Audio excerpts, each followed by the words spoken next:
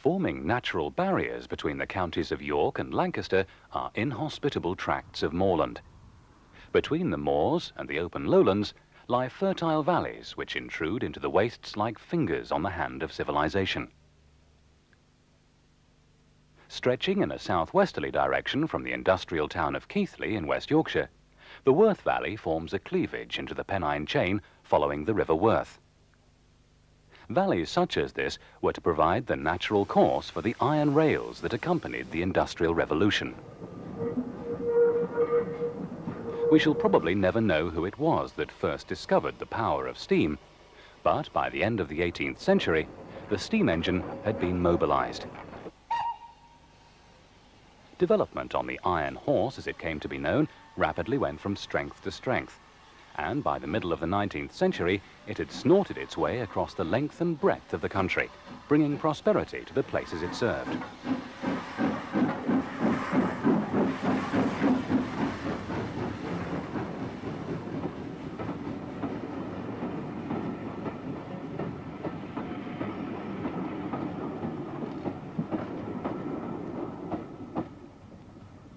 The somewhat tranquil atmosphere of the Worth Valley was first shattered by the bark of a steam locomotive on the 1st of November 1866. And by the 13th of April 1887, the line through to Oxenhope was finally opened.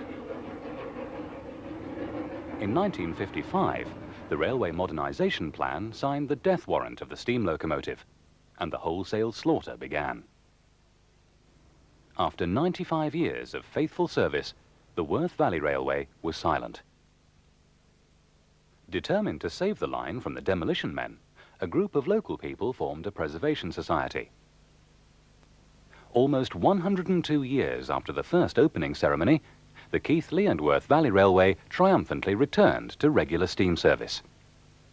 At 2:35 p.m. on the 29th of June 1968, the grand reopening special train steamed out of Keighley.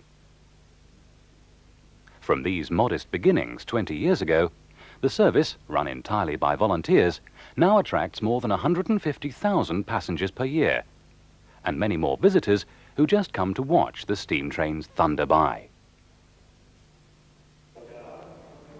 The Worth Valley Railway starts its life in the station at the northeast corner of Keighley town centre, from a platform adjacent to the main Leeds to Carlisle line of British Rail.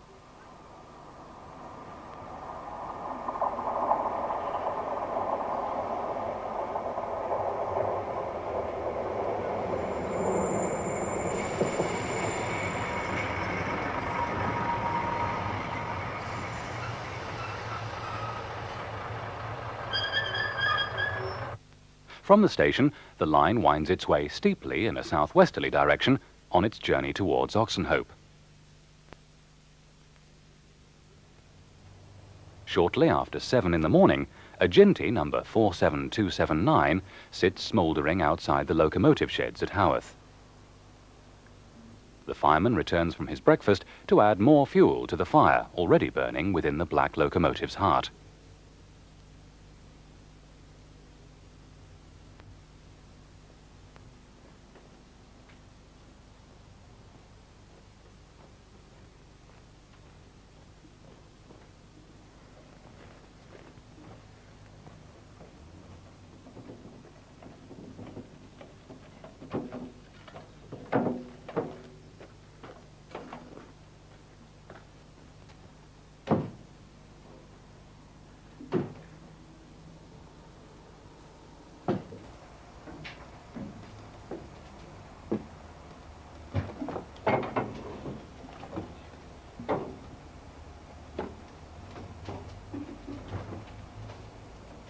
Sparks fly as more wood and coal is shoveled between the firebox doors.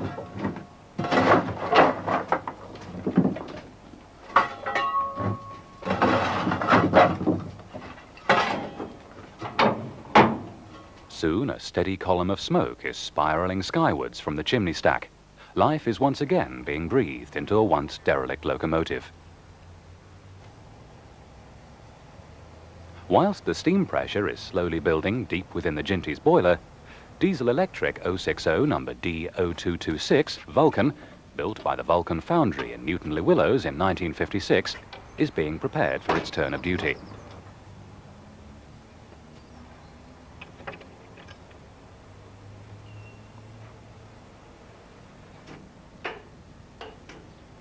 The diesel pressure is manually pumped, the starting button pushed, and she starts first time.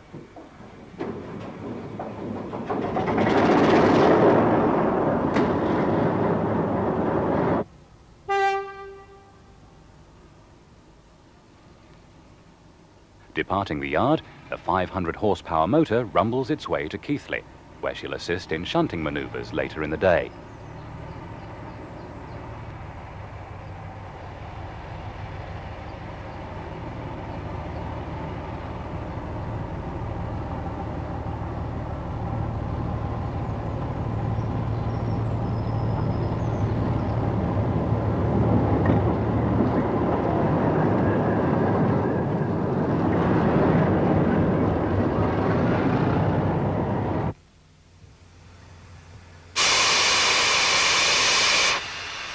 A jet of steam from the safety valve signals the Brontë has achieved running pressure, and with a blast from her whistle, she sets off for Oxenhope to collect the first train of the day.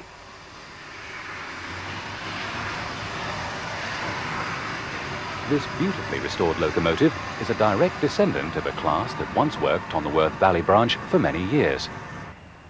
Built at the Vulcan Foundry, number 47279 is an 060 tank of 1924 vintage, and is one of 422 originally constructed for the London, Midland and Scottish Railways, where they worked as standard shunting engines.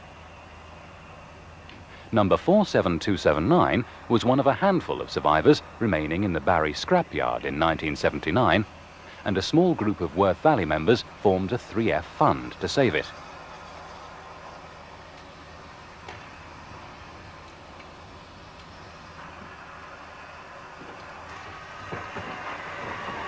At Oxenhope, the Brontë rolls through the point work and into the sidings to be coupled to two brake vans requiring shunting.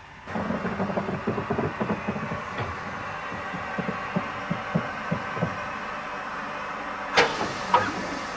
got two brakes on, number 40 and number 10. We've got to pull both of them off, set number 10 back onto the second and bring number 40 back and park it. The guard issues instructions to the driver, and amidst clouds of steam, the day's work has begun.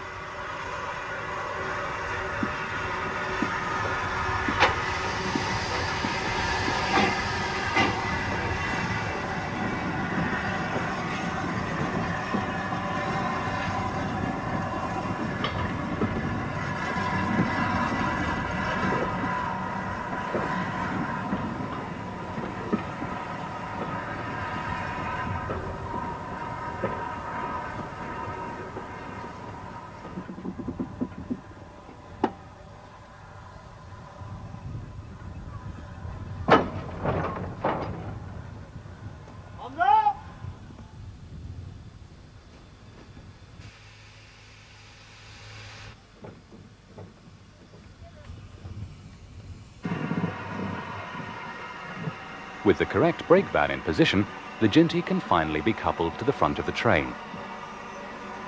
Today is a rather special day for this small locomotive, for this is the first public train to be hauled by the Brontë since its renovation.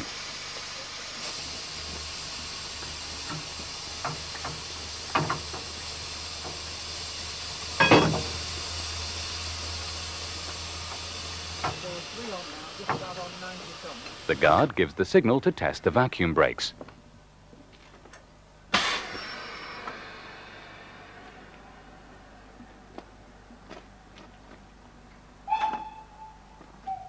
The all clear signal is given to the driver, and the train sets off on its first run to Keighley.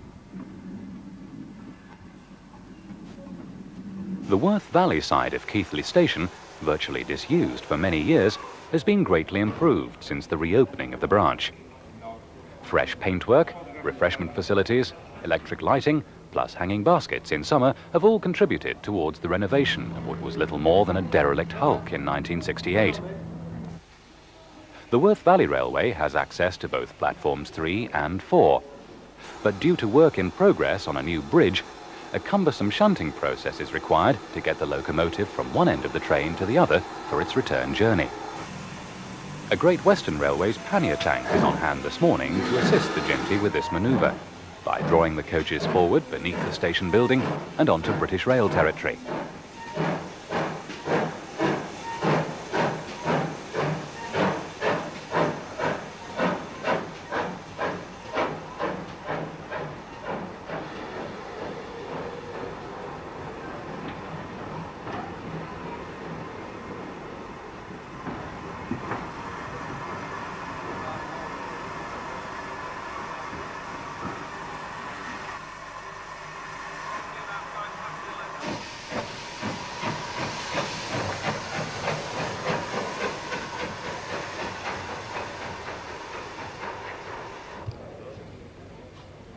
Train now approaching platform 4 is the 10:05 to Oxenhope, calling at Oakworth, Haworth and Oxenhope.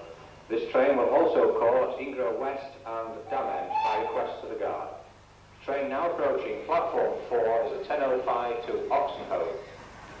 The Ginty, once again united with its train, steams into the station to collect its first group of passengers.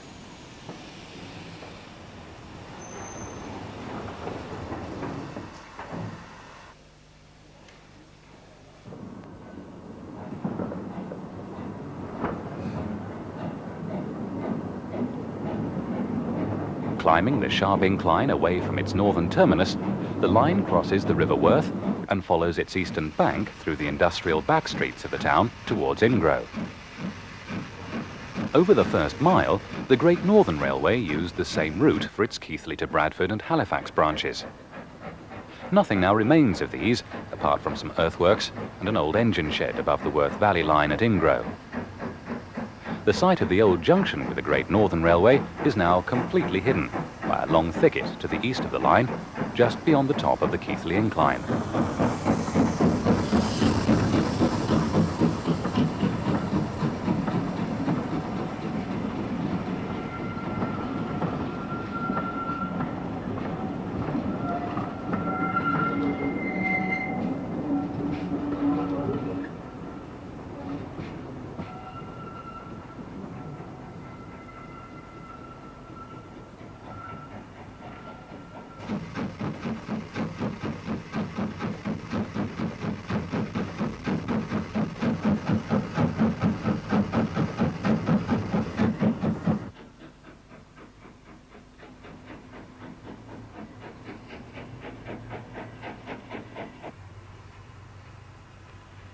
The first stop out of Keighley is Ingro West.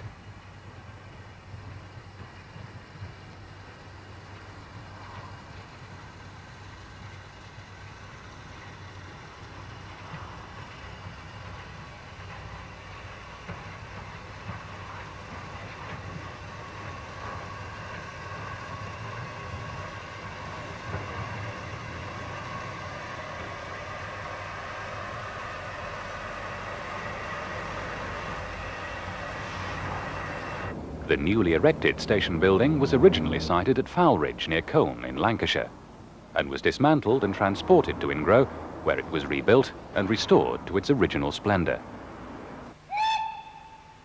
At Ingro station, the Worth Valley line dives into a short, dark tunnel that separates the open valley mouth from its narrow, steep-sided upper reaches.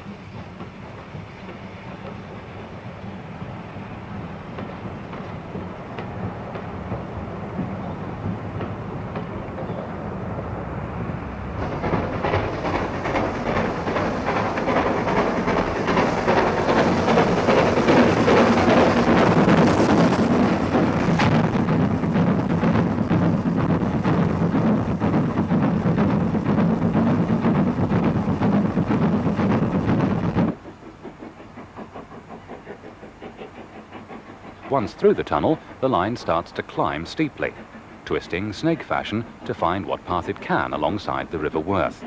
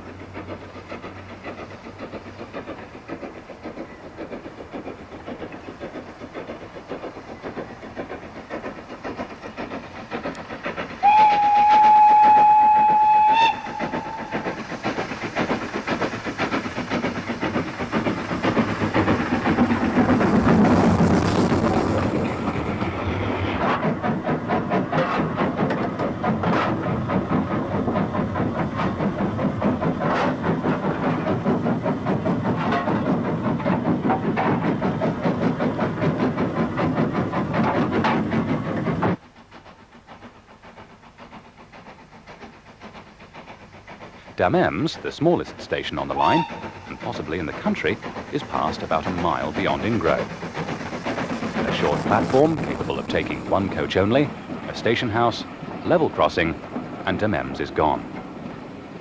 Beyond the station lies one of the major constructional works of the present Worth Valley Company. When traffic began to build beyond the capabilities of the single line, a passing loop was constructed to enable two opposing trains to operate the line simultaneously. Train movements through the loop are controlled from a signal box opened in 1973. This box was originally in use at Frizinghall on the Bradford-Foster Square to Shipley line. After becoming redundant, it was transported lock, stock and barrel by road to Oakworth, where it was loaded onto a rail wagon for the last lap of its journey to Damems.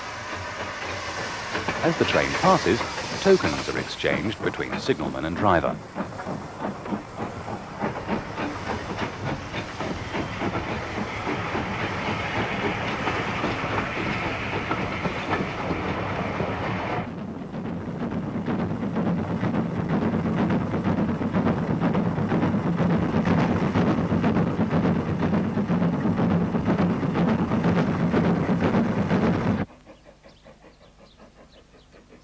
Continuing its climb beyond the loop, the line enters a narrow cutting and emerges round a bend that leads on to Oakworth.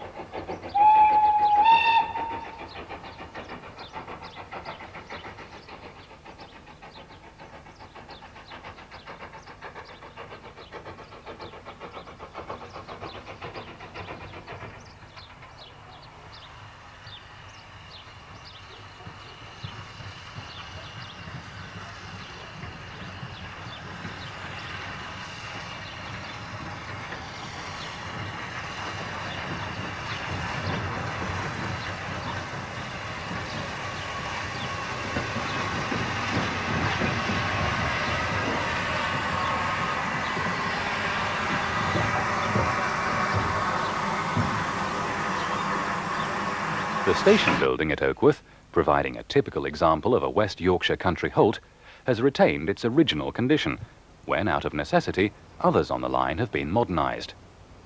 Gas lamps, Edwardian posters and a neat garden plot contribute much towards the old world atmosphere that's completed by the internal structure, itself in an unaltered condition. The effort put into the maintenance of Oakworth Station was rewarded in 1979, when it won first prize in the Best Preserved Station competition. A plaque on the waiting room wall commemorates this event.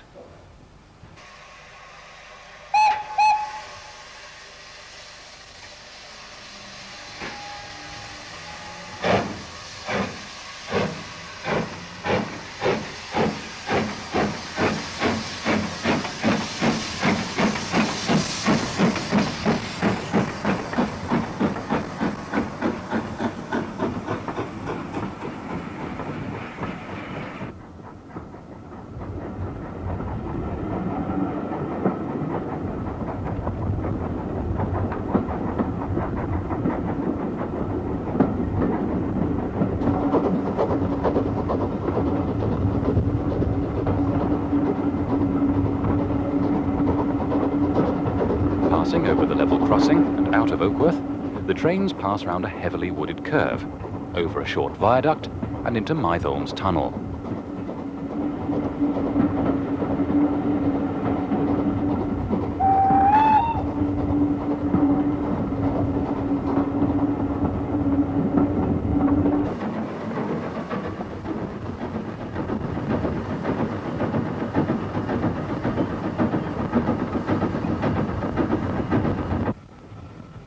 Out of the tunnel, the line curves round a hillside and into Haworth, where the station is the headquarters of the present Worth Valley Railway Company.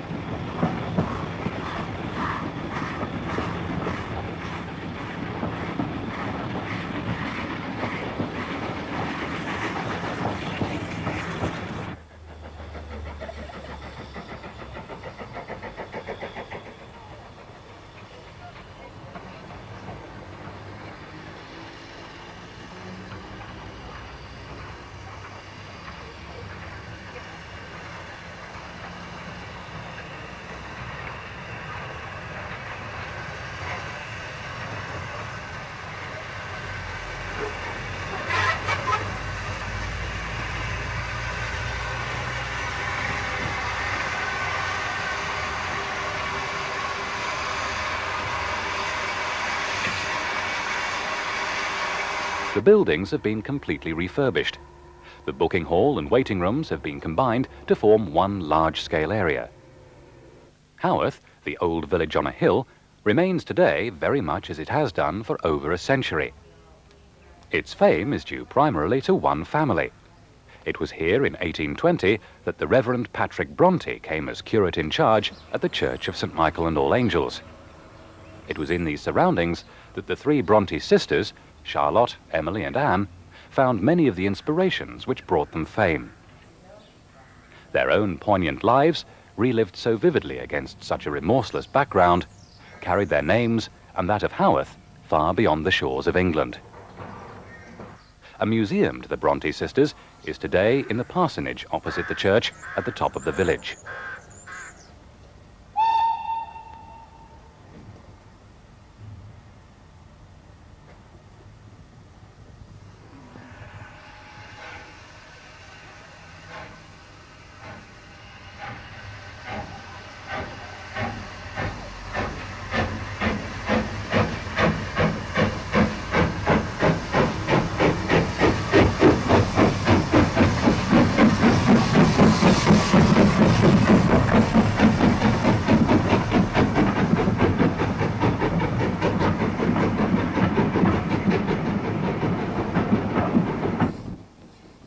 Immediately beyond the station at Haworth lies the goods yard, where most of the locomotive maintenance and repair work is undertaken.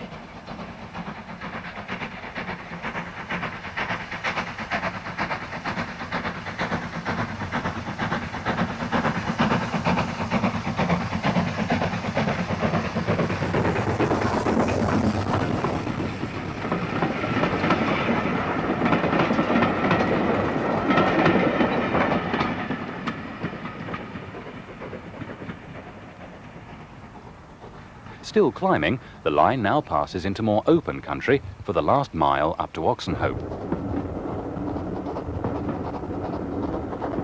Over this section, the valley, still deep and severe, curves much more gently, giving the line an almost straight path.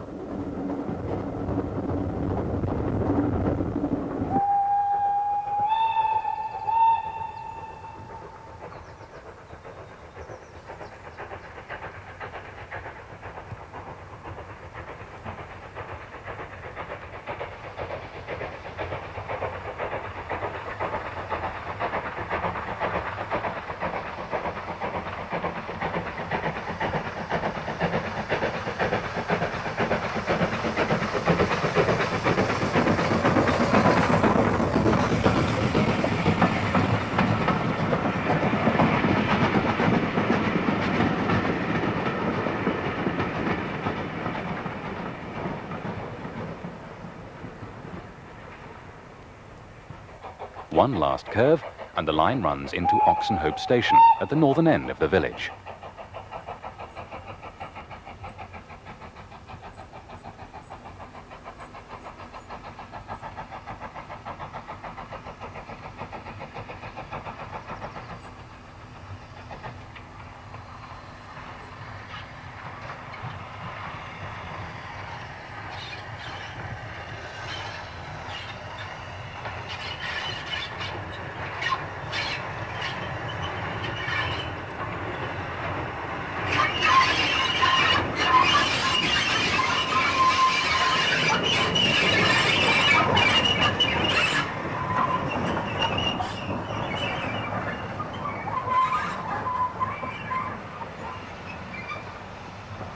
Oxenhope goods yard, derelict and overgrown in 1968, now contains a large covered museum where locomotives and coaches are on public display when the line is in operation.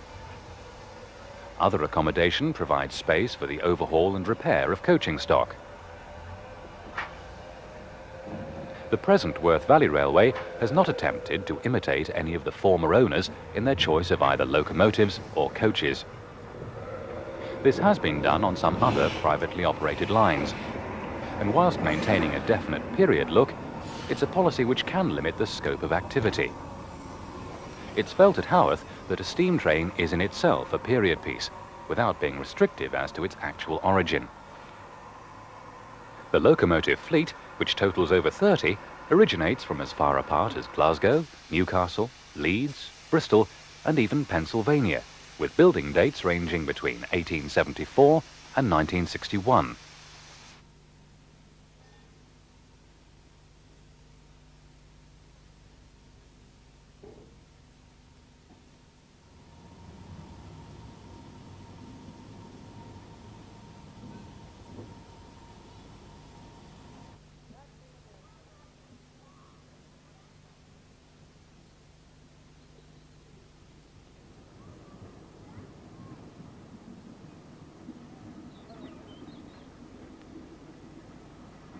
Thanks mainly to many hours of hard work on the parts of their owners, a large majority of the locomotives preserved on the line are today in working order.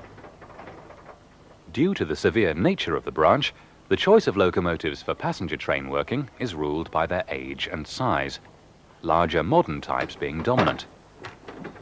Not forgotten, as with some other lines, are the industrial types.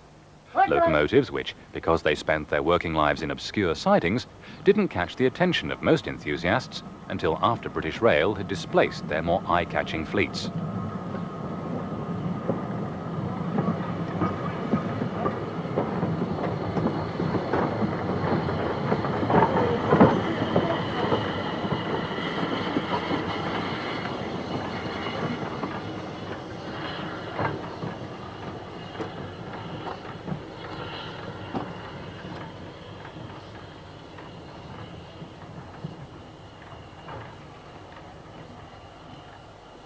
During the early spring, the railway holds a variety of enthusiasts' weekends, which feature the running of many different types of steam locomotive. At 9:26 on a Saturday, the early morning travellers are gathering on Haworth platform to greet the arrival of the oldest locomotive on the railway, Bellerophon. Built in 1874 at the Haydock Foundry, it's an 060 well tank locomotive and is being assisted on the early train by Southern Railway's USA 060 side tank number 72.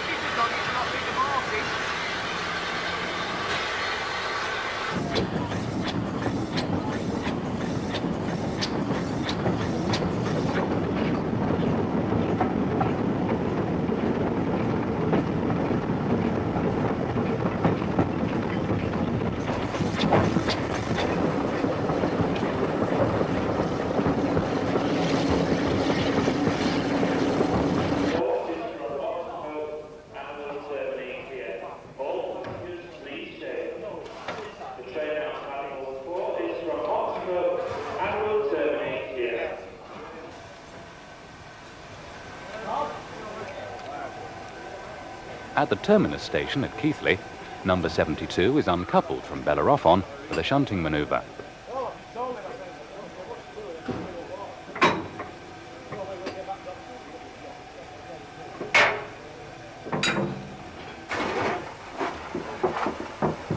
The fireman stokes the firebox to maintain the steam pressure, before reversing away from the main body of the train.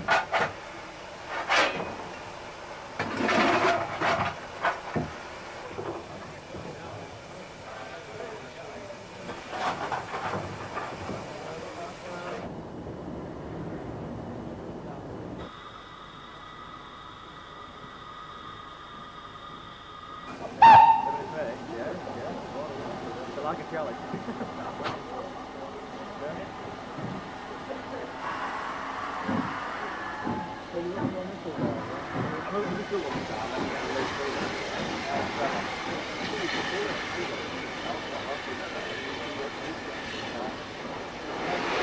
Meanwhile, Bellerophon has her nameplate polished for the many photographers before pulling the train into the sidings for shunting.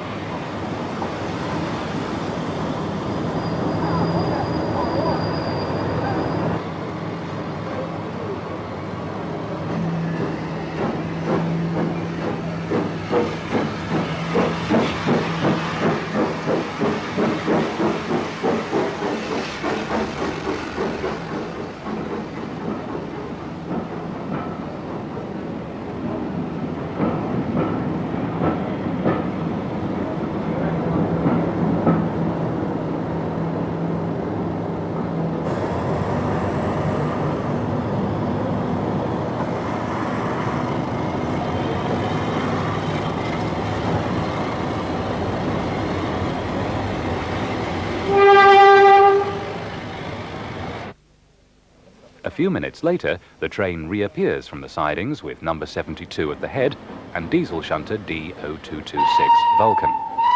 Bellerophon remaining in the sidings to take a later train.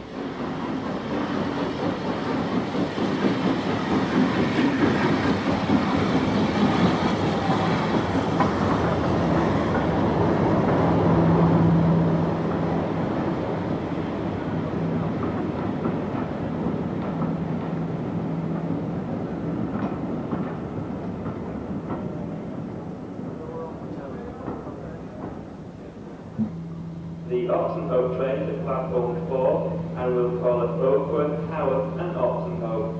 This train will also call it Keighley West and Damens by request for Gare. Platform 4 for the Oxenhope train. At 10:05 precisely, the former train pulls out of Keighley station, bound for Oxenhope.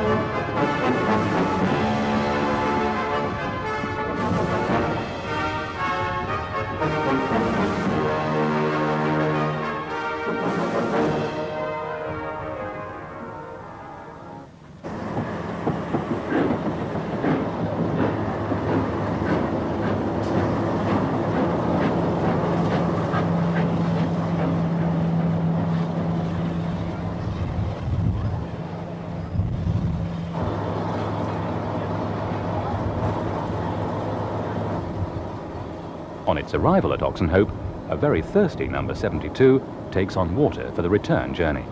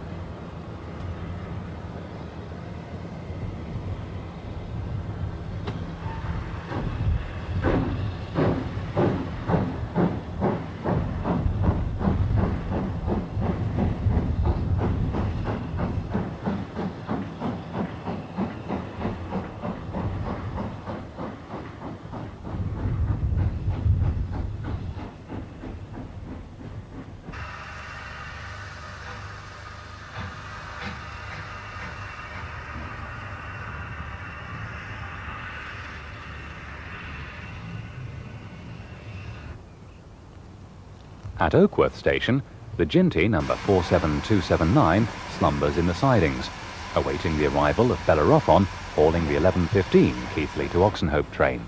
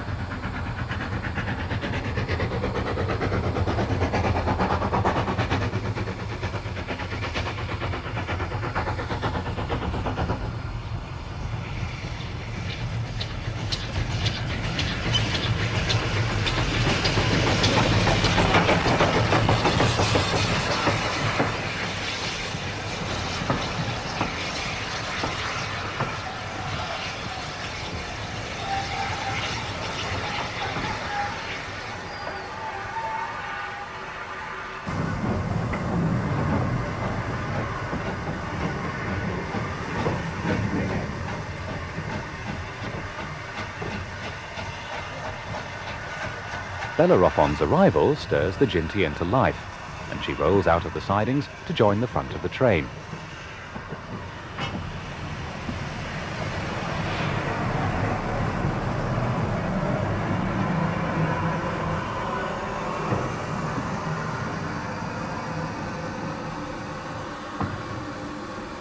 Together, they steam majestically into the station.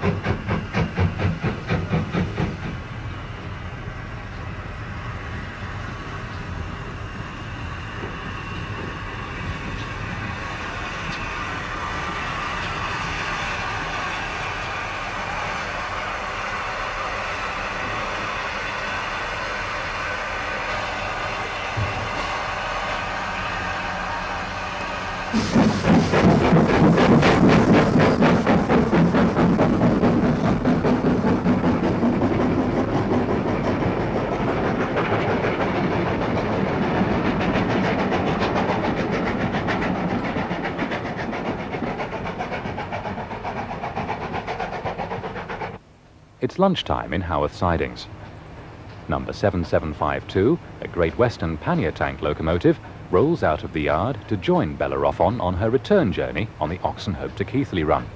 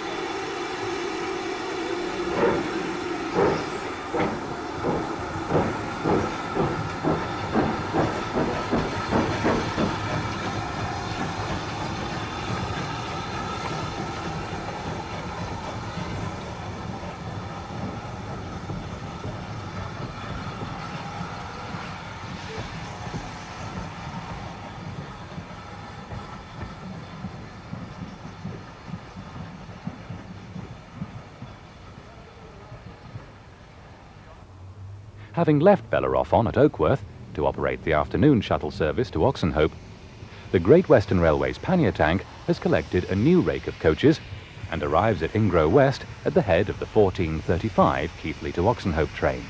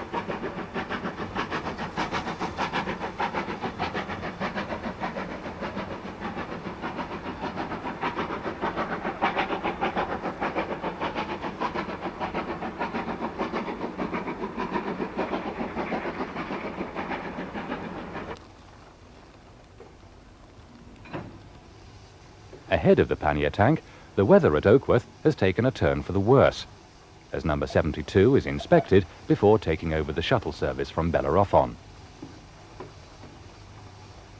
The pannier tank arrives from Damems amidst a spring shower.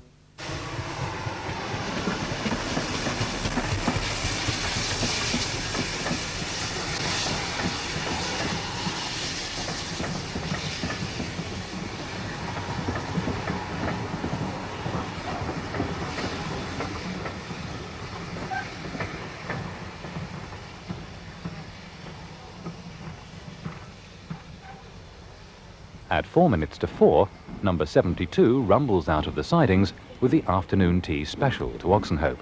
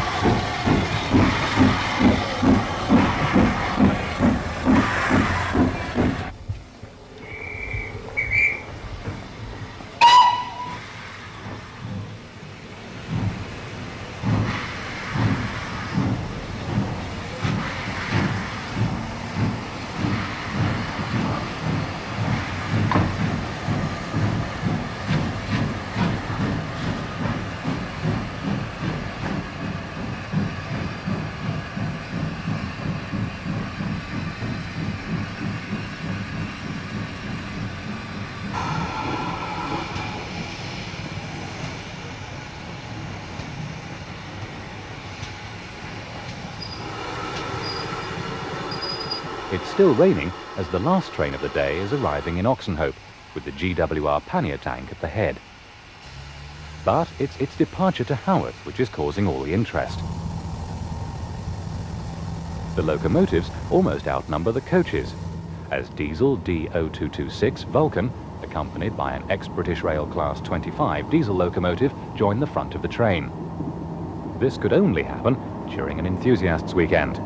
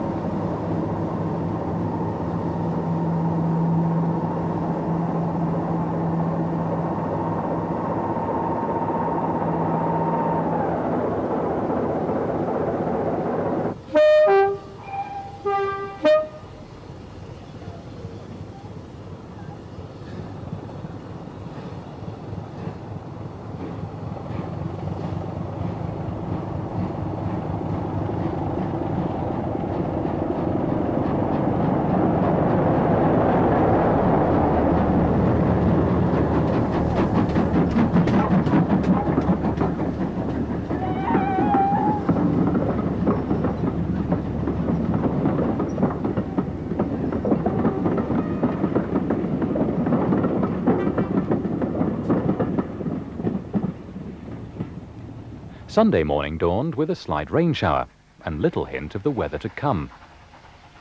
The Great Western pannier tank was in action again, thundering up the valley out of Keighley.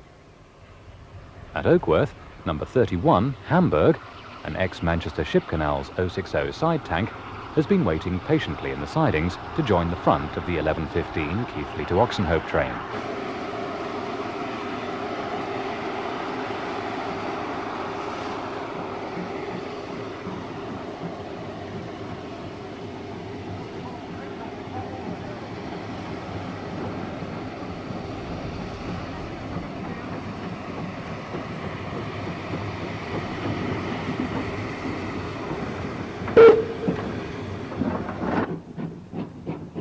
After a short manoeuvre, the two locomotives are united and present a spectacular sight, powering their way up the incline into the station.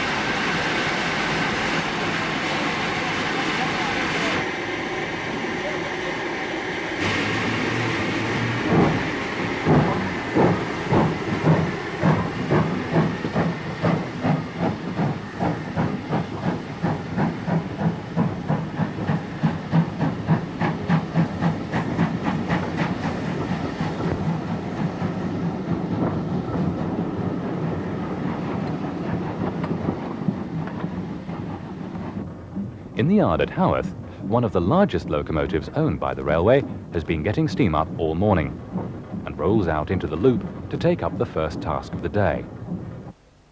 Manoeuvring through the points, this World War II veteran, USA S160, Class 280, number 5820, dwarfs the pannier tank it's about to join in a double-headed run to Keighley.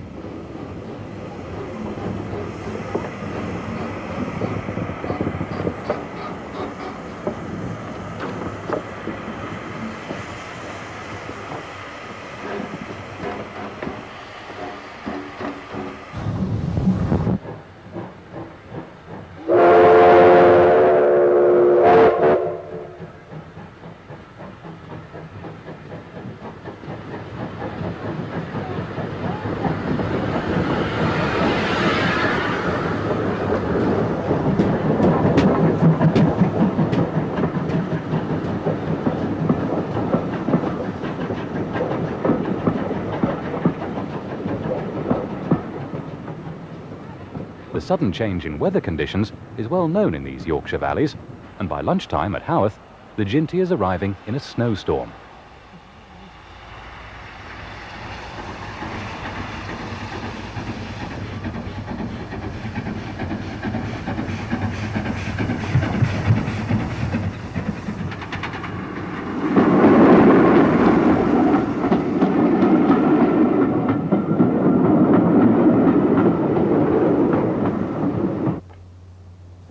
As conditions deteriorated, the station master at Damems has to light the gas lamps.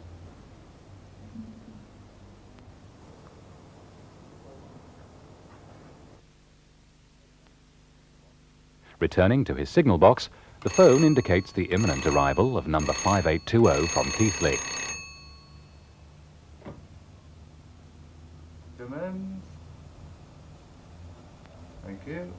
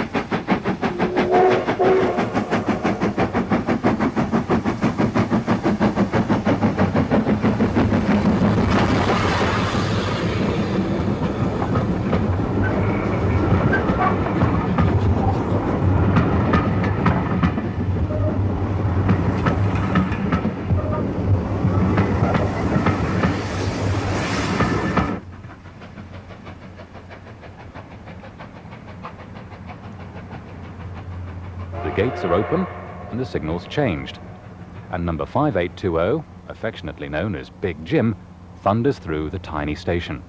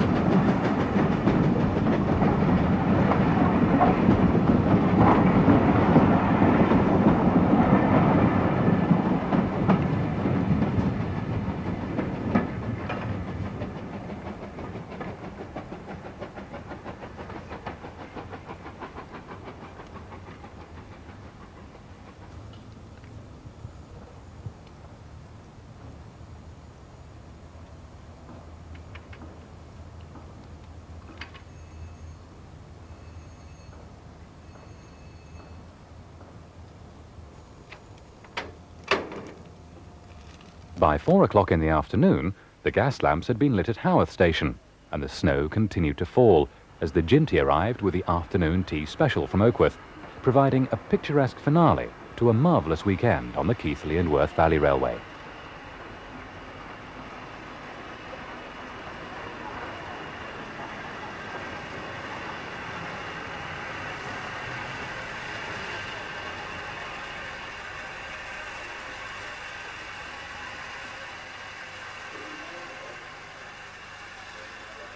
But is this the end of the story? A lot of our visitors would assume that we've actually completed this line now and there's nothing more to do. In fact, that's very far from the truth. Certainly we can't extend in either direction because we have a junction with British Rail at Keighley and we've got 1,200 feet of moorland in that direction beyond Oxenhope. But I think we have to develop the line in all sorts of ways. After all, the railway was built to carry people and goods along the valley, so let it do the very work for which it was intended.